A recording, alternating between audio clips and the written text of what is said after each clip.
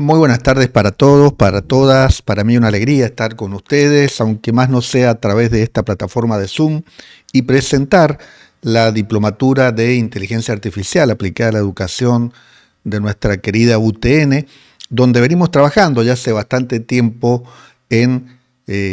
pensar de qué manera justamente nosotros podemos aplicar la inteligencia artificial al trabajo que hacemos todos los días en las aulas,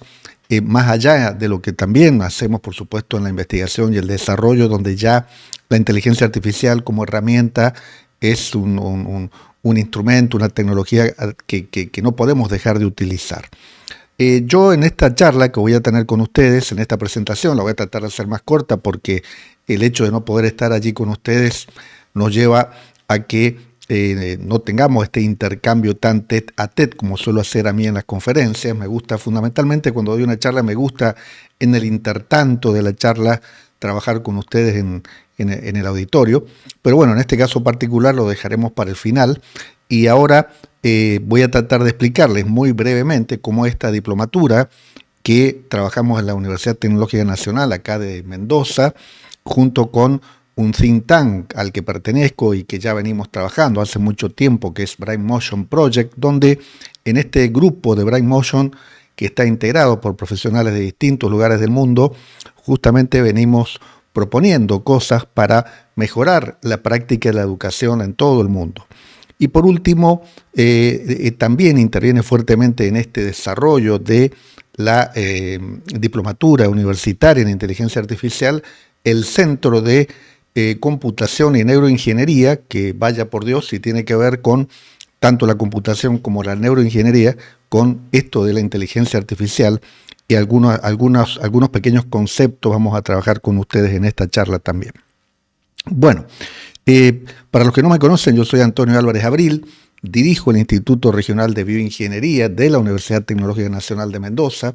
Como miembro y como parte del Centro de Computación y Neuroingeniería, en este instituto hacemos mucho trabajo relacionado con la neurotecnología y venimos haciendo cosas muy interesantes que seguramente tanto Marcelo como Matías, todos los que están allí ya conocen. De hecho, trabajamos muy fuertemente con nuestro instituto y con la regional de ustedes. Y hoy lo que vamos a hacer es contarles precisamente dentro del encuadre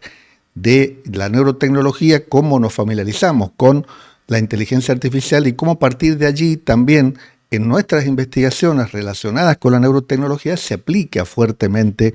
los conceptos de inteligencia artificial. En primer lugar, ya que van a estar escuchándome a mí hablar durante un tiempo, esta charla que nosotros la hemos formateado y le llamamos Inteligencia Artificial, el camino hacia la educación perfecta, es un título que puede parecer y que parece desafiante, pero ustedes van a ver que tiene su lógica y tiene una lógica basada principalmente y justamente en lo que implica una investigación de nivel que hace que la inteligencia artificial hoy, en el mundo de hoy, aplicada a la educación, pueda llegar a tener un efecto muy importante. El concepto que a mí me gusta marcar acá, en este momento, de presentar el título, y que voy a repetir muchas veces durante la charla, tiene que ver con que desde nuestro punto de vista, y desde el punto de vista de la base científica de la inteligencia artificial aplicada a la educación, no alcanza en absoluto con enseñarle a los docentes a manejar ChatGPT, Gemini, Perplexity, Claude, cualquiera de las inteligencias que hoy son de uso más común, sino que como estamos hablando de un entorno de enseñanza, de un entorno docente, tenemos que a estas herramientas adecuarlas a un contexto pedagógico que justamente nos planteó ya hace muchos años nada más y nada menos que don Benjamin Bloom, el de las taxonomías, que seguramente mucha parte del auditorio que seguramente es docente y tiene su formación docente conoce bastante bien. Entonces, el camino a la educación perfecta, este título tiene que ver con esto que nos decía Bloom y que ya les voy a contar en más detalle enseguida, de que si hacemos las cosas bien, podemos lograr sistemas educativos de muy alto rendimiento, donde la mayor parte de los chicos aprendan y logren calificaciones muy altas. Yo para comenzar quisiera, si ustedes me permiten, hacer un repaso de 2 o 3 conceptos muy básicos de inteligencia artificial, pero que también me gusta esta parte de la charla remarcar que cuando hablamos de inteligencia artificial aplicada a la educación, no estamos hablando de crear una materia llamada inteligencia artificial en la escuela, confusión que a veces que a mí me toca hablar con funcionarios de gobierno, con gente que trabaja en la parte educativa, dice, no, ya inteligencia artificial la tenemos que enseñar como parte de la formación de los chicos, todos los chicos tienen que aprender a desarrollar algoritmos. No es así. Acá lo que estamos hablando, de lo que estamos hablando acá, no es de que nuestros docentes, nuestros alumnos tienen que aprender a desarrollar algoritmos de inteligencia artificial, lo que lo pueden hacer, aquellos que les gusta la informática, aquellos que van a una escuela de informática o aquellos que van a un terciario y quieren aprender a desarrollar algoritmos, me parece fabuloso. Pero de lo que estamos hablando acá es de precisamente la aplicación de la inteligencia artificial, de esta gran tecnología, al proceso de enseñanza y aprendizaje. Algo que sin lugar a dudas va a revolucionar la forma en la que nosotros trabajamos en las aulas, pero esto no tiene nada que ver con el desarrollo de una materia específica sobre el aprendizaje de algoritmos para el desarrollo de inteligencia artificial. Ese es un primer punto que a mí me parece importante aclarar. ¿Qué es la inteligencia artificial? Esa es una primera pregunta, un primer concepto que a mí me gustaría, por lo menos muy básicamente, transmitirle a los docentes que están acá y que no tienen idea de de qué se trata esto que llamamos inteligencia artificial. Entonces yo diría, si tuviera que definirlo de manera muy sencilla y con el permiso y el perdón de mis colegas especializados fuertemente en inteligencia artificial, yo diría que la inteligencia artificial, como todas las capas de la tecnología, es una tecnología que ha ido evolucionando desde hace muchos años atrás, desde la época de este gran genio, de uno de los genios más importantes que tuvo la tecnología aplicada a las máquinas que piensan, como le decía él, don Alan Turing, que plantea el término, él no plantea el término inteligencia artificial, sino que él hablaba de las máquinas que piensan. Luego, en una universidad americana se hace una reunión donde concurren mucha gente que dice, bueno, ya la evolución, muchos investigadores dicen, ya la evolución que ha tenido todo esto requiere que sigamos avanzando fuertemente y tenemos que buscar, decía uno de los concurrentes, un nombre que dé impacto y que nos permita lograr recursos del gobierno para investigar, para profundizar el proceso de investigación. Y el nombre que desde aquella reunión de 1956 se decide para ponerle a esta rama de la tecnología, a esta investigación de esta tecnología, es precisamente el nombre de inteligencia artificial. Un nombre que por ahí podemos ver como algo exagerado y también un poco desafortunado, porque la palabra inteligencia es una palabra que implica muchas lagunas todavía, no está clara, no es un concepto que podamos tener desde el mundo de la ciencia demasiado claro. Hoy todavía las neurociencias están discutiendo a qué llamamos inteligencia. Hay muchos tipos de inteligencia, hay distintas teorías de la inteligencia humana, e imagínense entonces aplicar esto a algo que todavía ni siquiera es humano y que es artificial, precisamente, ¿no? Entonces, como digo, es un concepto bastante ambiguo, que se da a mucha ambigüedad. Esta tecnología, como yo les decía, se desarrolla por capas. Las primeras tecnologías, las primeras máquinas, los primeros engendros de inteligencia artificial cumplían una función casi programada de manera lineal, y luego con los años esto fue evolucionando en otra capa muy importante hoy dentro de lo que es la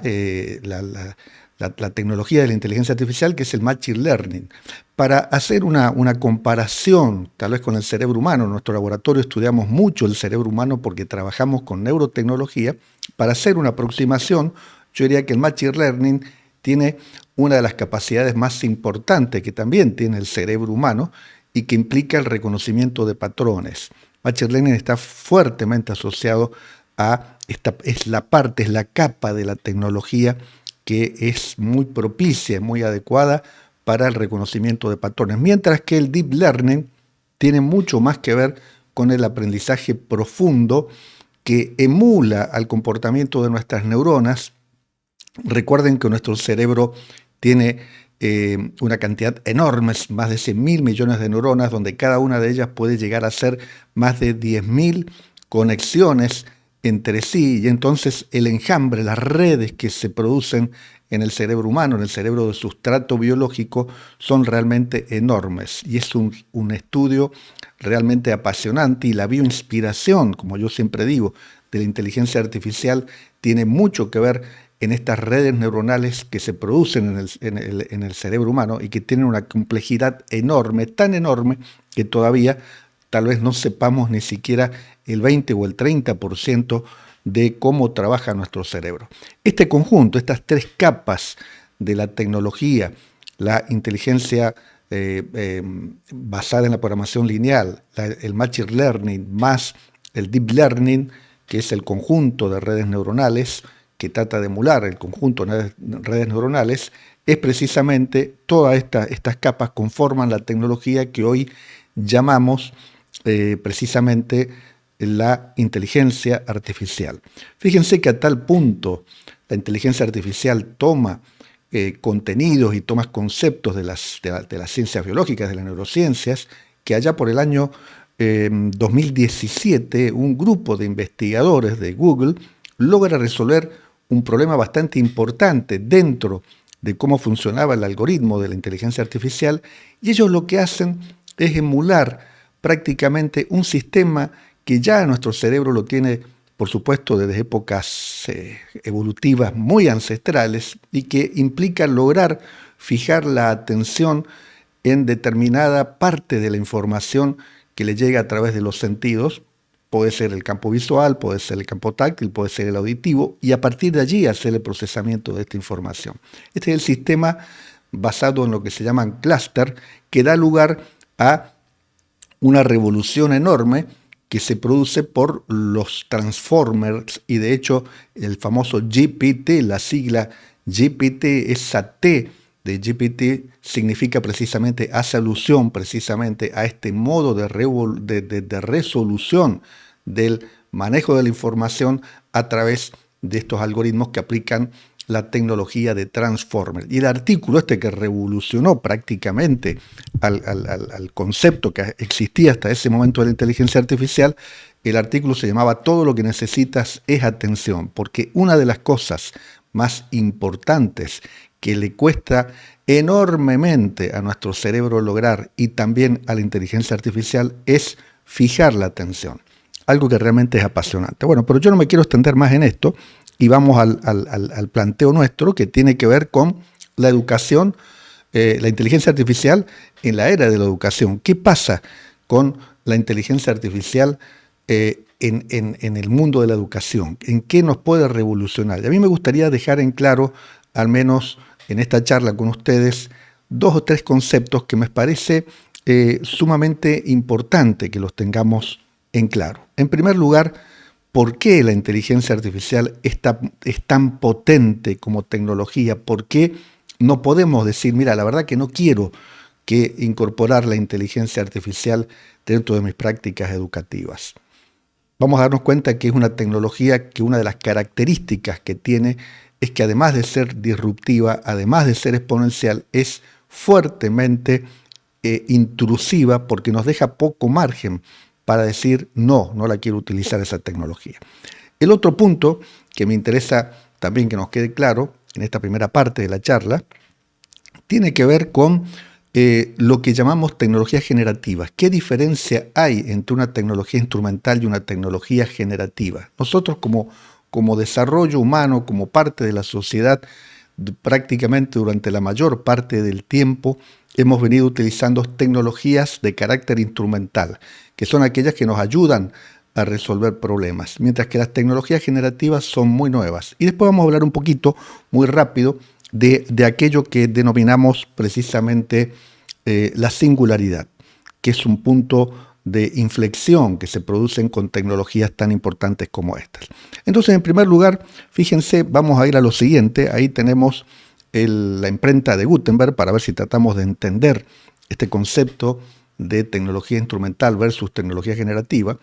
Y la tecnología instrumental lo que hace, de alguna manera, es ayudarnos a realizar cualquier tarea. Este micrófono que tengo acá frente a mí me ayuda a hablar con ustedes, a que ustedes me escuchen,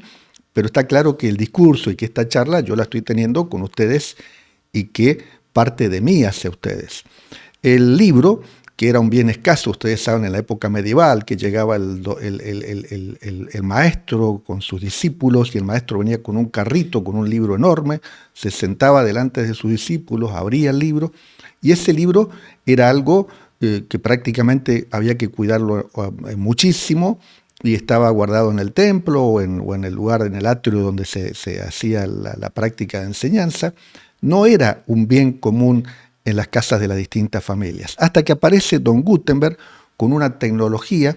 que fue la imprenta de Gutenberg, y justamente esa imprenta logró reproducir muchísimas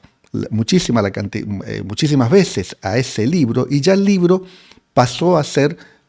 un bien que podía estar disponible para una gran cantidad de la población, no solo para la élite, no solo para la gente que tenía el acceso privilegiado a la educación, sino que gran cantidad de personas, gran cantidad de familias ya podían tener ese libro. La imprenta fue, el invento de la imprenta de Gutenberg fue una tecnología instrumental que permitió reproducir justamente a estos libros de manera mucho más efectiva, y por lo tanto una tecnología instrumental tiene esa característica. Ahora, está claro que el libro, el autor del libro, es un ser humano que escribía el libro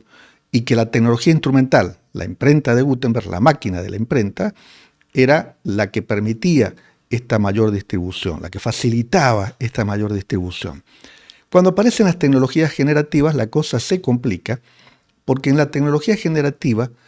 ya no está tan clara esa diferencia entre quién es el autor, quién es el hacedor, y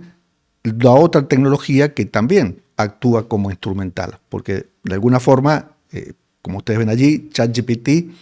tiene dos cualidades interesantes. En primer lugar, que puede escribir a través de una indicación que yo le doy, que se suele denominar prompt, puede escribir gran parte de libros o capítulos de libros o páginas de libros.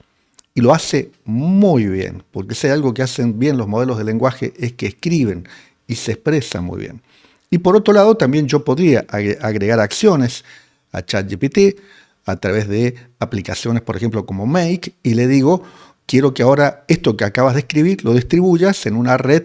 enorme de correos electrónicos o de chat de WhatsApp o lo que a ustedes se les ocurra. Todo esto que se pueden hacer con las automatizaciones con Make, por ejemplo, o con Zapier, y a partir de allí ustedes logran también que actúe como una tecnología instrumental que distribuye lo que él mismo escribió a través de un prompt que yo le di. Entonces, el problema de las tecnologías generativas es que son tan potentes que no solamente facilitan el trabajo que yo hago, sino que ellas hacen parte del trabajo que yo hago, lo cual aumenta enormemente la productividad. Entonces, hoy, en cualquier trabajo, en cualquier escenario, no solamente en la educación, yo no puedo renunciar a utilizar este tipo de herramientas porque el riesgo está en que pueda bajar mucho mi nivel de productividad. Fíjense, vamos a otro ejemplo donde está claro que los vehículos, por ejemplo, los vehículos que ustedes tienen allí, un vehículo autónomo, es un vehículo que el vehículo que ustedes están viendo allí es una tecnología instrumental que me permite ir de un lugar a otro más rápido. Ahora está claro en el auto de arriba que es el conductor el que elige el trayecto, el que elige la cantidad de combustible que necesita para ir desde el punto A al punto B que él define, la ruta que él va a elegir, el estilo de conducción que él va a elegir. Él va a tener la responsabilidad de salvar los obstáculos que se le presenten en el camino para no colisionar. Mientras que cuando aparece el auto autónomo, que es el que ustedes están viendo allí, este auto autónomo tiene la característica de que ya el conductor, estas tareas que eran indiscutiblemente, un atributo del conductor, una responsabilidad del conductor, ya directamente no la hace de manera no está tan clara la separación entre lo que hace el conductor y lo que hace el vehículo en sí. A tal punto que yo quiero mostrarles algo que nos va a llevar al debate. Esto que ustedes tienen allí, a ver si podemos hacer que funcione, que corra ese video. Ustedes lo que están viendo allí ya no es digamos, esto no es una simulación, una maqueta, sino que se trata de una empresa, una empresa americana, One Way, que es una empresa que funciona en distintos lugares de San Francisco, Arkansas, distintos lugares de Estados Unidos, donde ustedes piden un vehículo, como pedirían un taxi, como pedirían un Uber, como pedirían un Cabify, cualquiera de los vehículos que uno puede pedir para ir de un lugar al otro, un remis, y lo que aparece es este vehículo que, como ustedes están viendo bien allí, no tiene conductor. Es decir, es un vehículo autónomo. Y este vehículo autónomo, la característica esencial que tiene este tipo de vehículo, que es el vehículo autónomo, es que reemplaza de manera total en este nivel de autonomía, que es el nivel de autonomía 4, después vamos a charlar sobre esto, de los distintos niveles de autonomía, reemplaza totalmente al conductor. Y entonces uno ya se plantea que existen trabajos que evidentemente van a ser reemplazados por el uso de la inteligencia artificial asociada a una electrónica de automatismos bastante compleja, pero fíjense que entre las cosas interesantes que nos plantean los que diseñan esta tecnología, es que cuando implementaron esta tecnología en estos estados de Estados Unidos, como yo les digo, bajaron muchísimo la cantidad de accidentes, porque estos vehículos captan de manera espectacularmente eficiente los obstáculos que se le presentan, tienen sensores que permiten, como ustedes están viendo allí, detectar si hay baches en el piso, si se presenta algún obstáculo en el camino. O sea que la fiabilidad que ha logrado esta tecnología, fíjense ahí, ustedes van a ver ahora cuando ve una determinada señal de tránsito y el vehículo interpreta que tiene que parar, tiene que parar. O sea, es una tecnología que tiene un nivel de efectividad muy grande. Fíjense ahí con las cámaras infrarrojas, está captando si se le está cruzando un ciclista, si no, y logra esquivar el obstáculo o frena cuando tiene que hacerlo. Entonces, la pregunta y el planteo es si una función tan compleja como la de un conductor que tiene que manejar además un vehículo en una ciudad bastante difícil, como varias de las ciudades que aparecen en San Francisco, aparecen en Nueva York, en Arkansas, en cualquier lugar del mundo. El papel de conducir, ustedes saben que es un rol bastante complejo, que tiene bastante exigencia.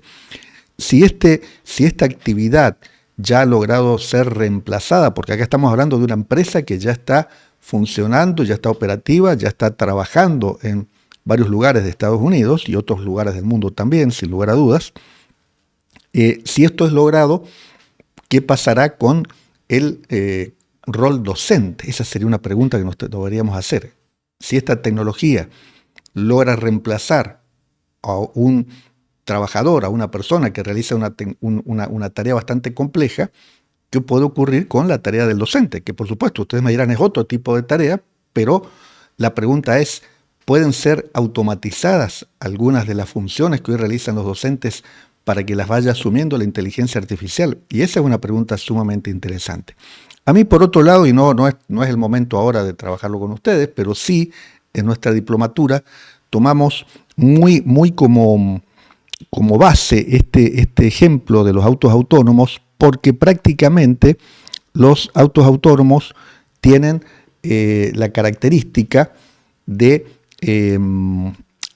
lograr una metodología muy bien diseñada, muy bien pensada, de 5 niveles de automatización, de 5 niveles de autonomía,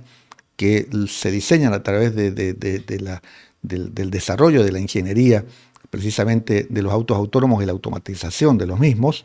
Y esas autonomías, esos niveles de autonomía, la 1, la 2, la 3, la 4 y la 0, esos 5 niveles también nos permiten a nosotros tener un criterio interesante para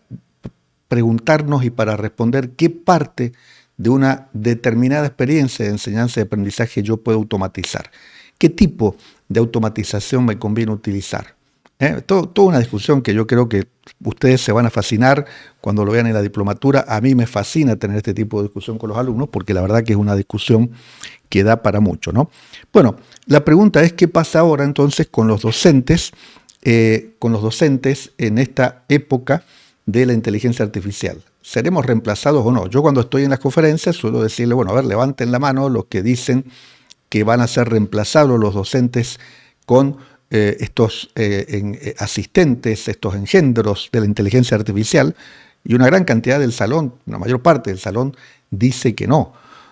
Y muchas veces otros, algunos más tímidos, levantan la mano y dicen, sí, yo estoy seguro que vamos a ser reemplazados por la inteligencia artificial. Bueno, yo le hago la pregunta a ustedes, más allá de que yo estoy a distancia en este momento, pero seguramente va a ocurrir lo mismo. Parte de la sala, parte del lugar va a decir que no y otra parte va a decir que sí.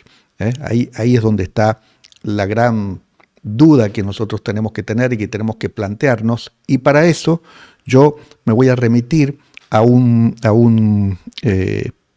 periódico que acá en Argentina se lee mucho y que ya nos da una cierta respuesta contándonos, relatándonos. Yo suelo a veces contar esta experiencia, pero voy a tratar ahora de no contarla para que no se haga tan largo, donde ya existen en el mundo, y acá cita un caso muy particular, donde una escuela de Londres ya avanza con este concepto de una escuela sin docentes, una escuela donde ya el profesor ha pasado a ser prescindente y en realidad los asistentes de inteligencia artificial son los que van enseñando a los chicos inclusive desde la escuela primaria, en este caso particular, donde van tomando ya ellos sus clases a través de estos asistentes y aparece un conjunto de, yo diría, guías o tutores humanos que van precisamente intermediando, pero muy poco en este proceso de aprendizaje de los chicos. Esta experiencia, por supuesto, recién se inicia.